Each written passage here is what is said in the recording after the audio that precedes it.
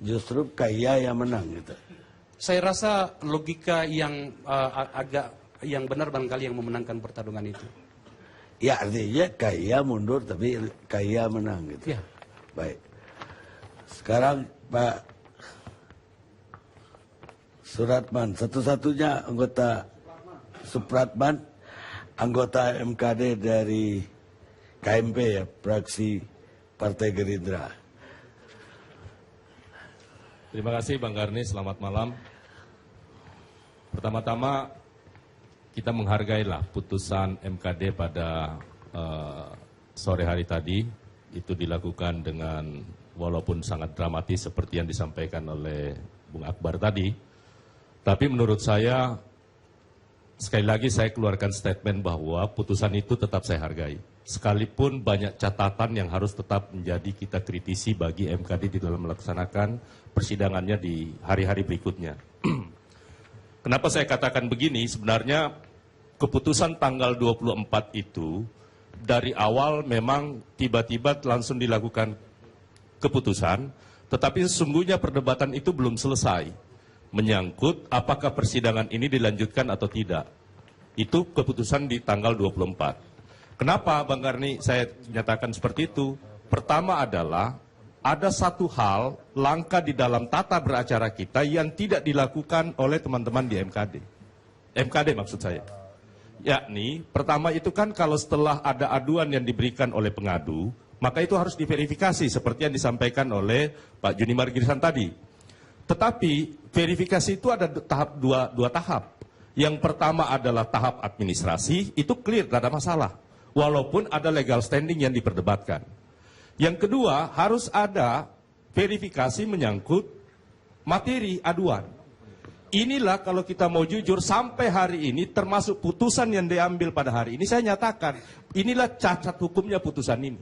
Karena sesungguhnya saya memperjuangkan, kita lalui dulu hukum acaranya semua, bahwa setelah ada verifikasi, itu harus ada verifikasi di tingkat materi aduan. Dan itu sampai hari ini, tidak apa-apa saya buka, itu belum pernah dilakukan oleh MKD. Sampai putusan tadi itu diambil. Itu satu. Yang kedua, bagaimana mungkin kita menyimpulkan untuk melakukan menindaklanjuti sebuah aduan itu, untuk melanjutkan ke tahap persidangan, kalau kemudian ada tugas MKD juga yang tidak dilakukan. Karena di dalam pasal 5 itu, pasal 2, menyangkut tugas MKD, yang pertama adalah, yang kedua saya sebutkan ayat 2-nya, yakni melakukan penyelidikan dan verifikasi. Kata dan di sini kan itu mengisyaratkan harus dilakukan secara kumulatif. Ini bukan alternatif. Penyelidikan dan sampai hari ini, siapapun bisa menyatakan bahwa MKD sampai saat ini tidak pernah melakukan penyelidikan terhadap aduan ini. Padahal undang-undang kita, peraturan tata tertib Dewan nomor 2 tahun 2015 mengharuskan itu tata beracara kita. Dan ini yang dilanggar. Walaupun sekali lagi saya katakan bahwa putusan yang tadi saya tetap hargai. Tetapi konsekuensinya adalah kalau kemudian ini diteruskan di tahap persidangan, saya dengan teman-teman tidak dalam posisi bahwa ini akan dihentikan atau tidak. Tapi kita memulai dari awal bahwa aturan tata beracara itu harus kita lakukan, kita letakkan dengan dasar yang benar. Putusan tanggal 24, kenapa kita minta ini dilakukan perubahan kembali? Pertama, itu dari sisi aturan cacat formal, Bung Garni. Apa yang membuat kecacatan? Bahwa sebahagian anggota MKD yang hadir pada saat putusan tanggal 24 itu belum di-SK-kan oleh pimpinan DPR dan itu wajib untuk di-SK-kan bagi anggota yang hadir dalam kerangka itu. Nah, yang saya khawatirkan seluruh putusan-putusan MKD yang lalu juga cacat demi hukum karena adanya pergantian anggota yang tidak mendapatkan SK dari pimpinan DPR menyangkut alat kelengkapan dewan. Ini perlu dipertanyakan. Itu satu. Oleh karena itu saya beranggapan bahwa kenapa mesti harus kita buru-buru? Saya di dalam ruang persidangan, dalam rapat internal saya selalu sampaikan, siapa sih yang tidak menginginkan kasus ini selesai? Tetapi karena ini menyangkut harkat dan martabat seseorang, kita beranggap kita harusnya melakukan itu dengan cara-cara bermartabat pula. Karena ini menyangkut kehormatan baik DPR maupun yang bersangkutan. Nah, oleh karena itu Bung Karni sekali lagi bahwa kalaupun sampai pada hari ini saya beranggapan bahwa hasil yang akan dihasilkan nanti putusan apapun yang dihasilkan oleh MKD itu masih sangat bisa menimbulkan cacat yuridis karena adanya satu hal dalam tata beracara kita yang tidak kita lakukan. Tetapi sekali lagi saya hanya ini buat publik untuk ketahui, walaupun sekali lagi saya nyatakan bahwa ini bukan soal saya persoalkan putusan yang tadi. Terima kasih Bung Karni. Baik, itu ada jadwal nggak? Berapa lama persidangan MKD itu menurut tata tertib? Ya, jadi memang di dalam hukum beracara kita, nah inilah yang saya maksudkan. Pertama, di situ ada diatur. Nanti menyangkut jadwal persidangan ini kan itu 14 hari nanti akan dilakukan proses pengambilan saksi, dari teradu dan lain-lain sebagainya. Kemudian ada waktu lagi menyangkut setelah itu mungkin ada lagi 14 hari kemudian untuk dilanjutkan. Jadi kira-kira menyangkut batas waktunya berapa hari itu selesai, itu tidak diatur secara tegas di dalam peraturan tata tertib kita. Hanya menyangkut soal kalau yang bersangkutan saksinya atau pihak teradunya itu tidak datang, maka diberi kesempatan lagi waktu untuk ada pemanggilan berikutnya. Itu yang diatur dalam MKD. Nah, untuk alat bukti Bung Karni, tadi sudah ditanyakan ke Bung Jinimar, di dalam hukum beracara kita itu, tata cara beracara kita di MKD itu sudah diatur juga menyangkut alat-alat bukti itu. Yang pertama, alat bukti itu diatur, yang pertama adalah keterangan ahli, yang kedua adalah keterangan saksi, yang ketiga adalah bukti bukti rekaman, kemudian foto, surat dan lain-lain sebagainya. Yang terakhir adalah keterangan teradu. Nah, itu 4 bukti itulah yang dikenal di dalam yang kira-kira menurut pemahaman saya itu memang agak mirip-mirip juga dengan alat pembuktian yang ada di perkara acara pidana kita.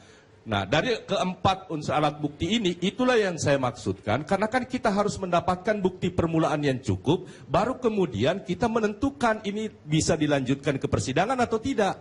Yang menjadi problem ini tidak pernah dilakukan, kemudian kita putuskan untuk melanjutkan ke persidangan. Apa MKD tidak zalim kepada orang? Apa kita tidak lalai menjalankan hukum tata beracara kita? Nah, fraksi Partai Gerindra, kita komit sebenarnya. Saya dalam posisi tidak meminta ini persidangan untuk dihentikan. Dari awal Bung Akbar tahu, Bung Junimar tahu. Saya selalu katakan bahwa yang harus kita lakukan adalah kita verifikasi dulu. Baik verifikasi administratif maupun verifikasi materi aduan. Kalau ini kita sudah dapatkan, baru kita ambil keputusan bahwa apakah persidangannya dilanjutkan atau malah kita hentikan karena tidak cukup. Itu yang tidak dilakukan. Baik, apa akibatnya kalau cacat hukum? Ya, kalau persidangan pidana kita tahu. Kalau menurut saya pada akhirnya nanti tidak punya kekuatan mengikat. Kalau itu dipersoalkan dengan kalau tidak dilakukan verifikasi. Karena hukum acaranya memang tidak dilakukan sampai hari ini.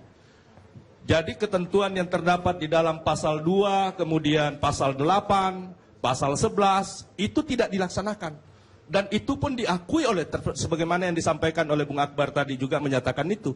Soal memperdengarkan bukti rekaman saja kita tidak pernah dengar. Kita pernah dilakukan sekali tanggal 24, tapi itu karena suaranya nggak jelas, tidak dilanjutkan. Jadi, saya katakan bagaimana caranya kita mengambil kesimpulan untuk kita lanjutkan persidangan kalau kemudian ini tidak dilalui. Itu tidak fair. Tapi ya keputusan sudah diambil, silakan DPR, MKD melakukan itu dan hasilnya sekaligus saya nyatakan, walaupun secara pribadi saya nyatakan bahwa ini cacat hukum. Baik, pemirsa, kita rehat dulu sejenak.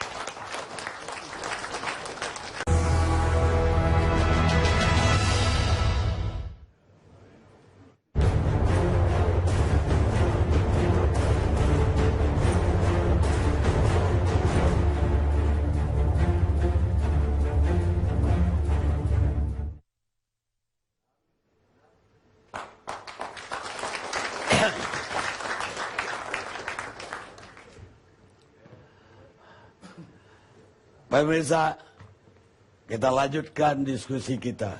Sekarang giliran Henry Yosodiningrat. Beliau ini diusulkan jadi anggota MKD. Tapi kemudian kabarnya ditolak. Kita ingin mendapat penjelasan dari saudara Henry. Karena dia dianggap dalam masih menjalani masa hukuman di hukum MKD.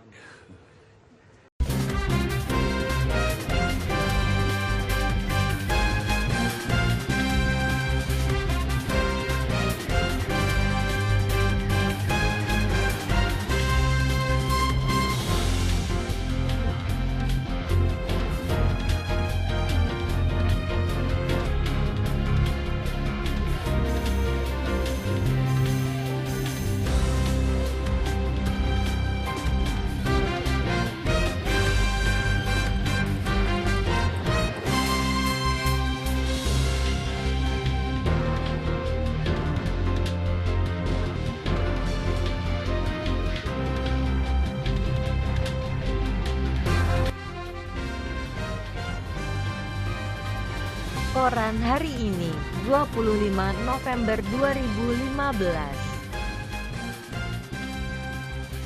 Sikap MKD terbelah di kasus Setia Novanto. Pembahasan kasus dugaan pelanggaran etika Ketua Dewan Perwakilan Rakyat Setia Novanto di ruang rapat Mahkamah Kehormatan Dewan berlangsung alot. Rapat tertutup yang dimulai pukul 2 siang waktu Indonesia Barat itu penuh interupsi. Salah satu pimpinan rapat menceritakan, peserta yang merupakan anggota Dewan itu meminta pimpinan rapat mengkaji kembali dasar hukum Menteri Energi dan Sumber Daya Mineral. Sudirman Said laporkan Setia. Apa eksekutif boleh melaporkan legislatif, apalagi ketua DPR? Ini mengacu pasal 5 bab 4 Peraturan Tata Acara Mahkamah, kata Ketua Mahkamah Surahman Hidayat, seusai rapat kemarin. Dalam rapat itu, Wakil Ketua Mahkamah Kehormatan Junimat Girsang menentang usulan yang mayoritas diusung oleh partai non-pemerintah. Junimat pun meminta rapat mengesahkan hasil verifikasi dan melanjutkan kasus Setia Novanto. Menurut Junimat, apa yang dipersoalkan sudah jelas diatur dalam peraturan. Siapapun boleh melaporkan anggota dewan, kecuali orang yang tidak waras. Sidang verifikasi ini merupakan lanjutan dari laporan Menteri Sudirman ke Mahkamah pada Senin pekan lalu. Sudirman laporkan Setia karena mencatut nama Presiden dan Wakil Presiden, serta meminta saham dalam proses renegosiasi kontrak karya PT Freeport Indonesia. Menurut Surahman, ada 3 kesepakatan dalam rapat yang menyebabkan kasus Setia Novanto belum bisa diverifikasi dan dilanjutkan. Pertama, ucap dia, masalah dasar hukum apa bisa Sudirman Said selaku menteri melaporkan Setia. Kedua, setelah dilakukan penyelidikan, ditemukan kejanggalan dalam kasus ini karena adanya perbedaan bukti rekaman dengan laporan Menteri Sudirman. Dalam laporan, tertulis rekaman berdurasi 120 menit tetapi yang diberikan ke kami hanya 11 menit 38 detik, kata Surahman. Yang terakhir adalah masalah tata beracara mahkamah. Hardi Susilo menjelaskan, rapat yang akan digelar hari ini pukul 2 siang waktu Indonesia Barat itu pun belum akan mengambil keputusan kasus ini akan berlanjut apa tidak. Sebab, setelah mendengarkan ahli hukum, Mahkamah akan memanggil Menteri Sudirman terkait perbedaan durasi rekaman dalam laporan.